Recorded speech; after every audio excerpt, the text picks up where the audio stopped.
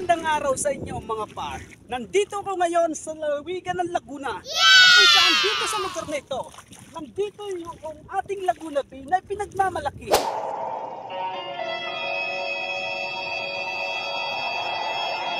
Come on!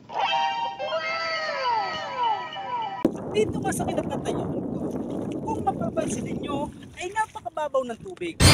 Ayan, tingnan ninyo, halos sa akong lang. Kung ito yung mga panahon na ako'y pumupunta lagi dito, siguro hanggang tubig ay hanggang dito sa dito. Sa lugar na kung saan pinaparada ko yung motor. At dito sa harap na ito, dito nyo makikita ang mga pumagiling na kung saan bayabang-bayaba na nandun sa mga alagaan. Masid lamang dito sa panawin ng Laguna Bay.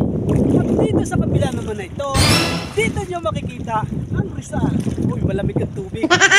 Dito kasi matatagpuan ang Isla Talim kung saan natatanaw mismo dito sa aking kinatatayuan. At yan hindi ko pa nararating.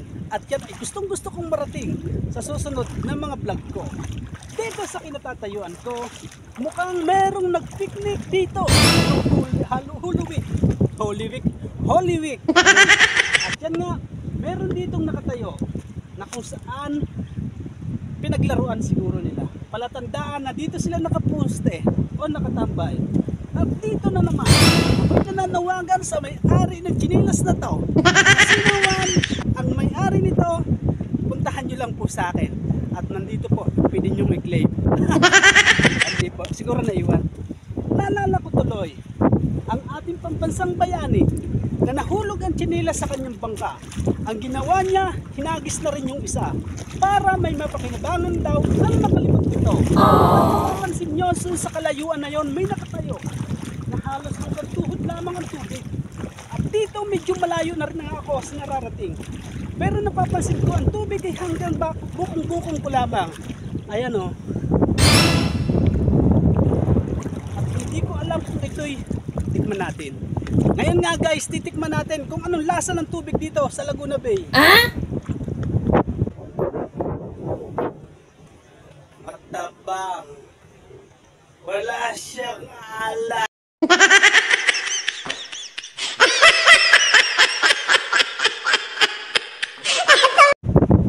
Matabang. Wala siyang alat. Ngayon lang ako nakatikim ng tubig dito. At dito nga sa Laguna Bay, dito nakukuha ang maraming tilapia, bangus, at iba't iba pa. Wala nahulugan na mayroon ding mga tulya dito na kung saan may mga balat akong nakuha, pero hindi ko alam paano ito makukuha. Dahil lubha akong nag-enjoy sa aking pag-iimbestiga, kaya naman ako'y nagpatuloy. Pinuntahan ko yung mga lugar na kung saan pwede nating liguan, na sinasabing madumi daw dito at hindi pwedeng pasyalan. Pero ako mismo ang nagsasabi na ito ay napakaganda.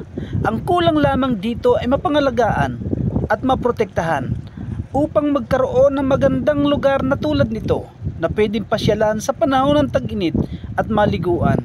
Mapagkaroon ng papasyalan ng ating mga pamilya, pag-enjoy dito sa Laguna Bay. Kailangan lang dito natin ay protekta at tamang pag-develop para naman manatiling maganda at maayos ang ating kapaligiran. Pauwi na tayo. Adi na. So napakaganda pala dito. Talagang pwede pagliguan. So maliligo ko dito. Papasyal ko yung pamilya ko. Ngayon ko lang kasi natuklasan to. Itong tapat na to.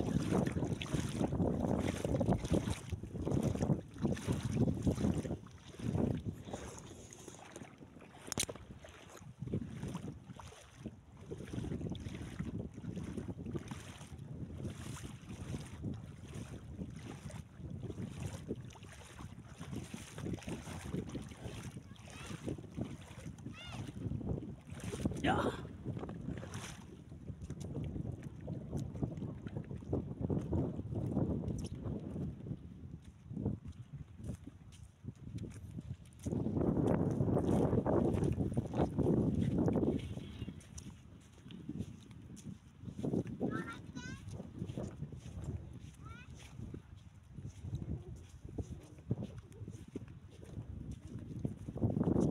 So, na tayo.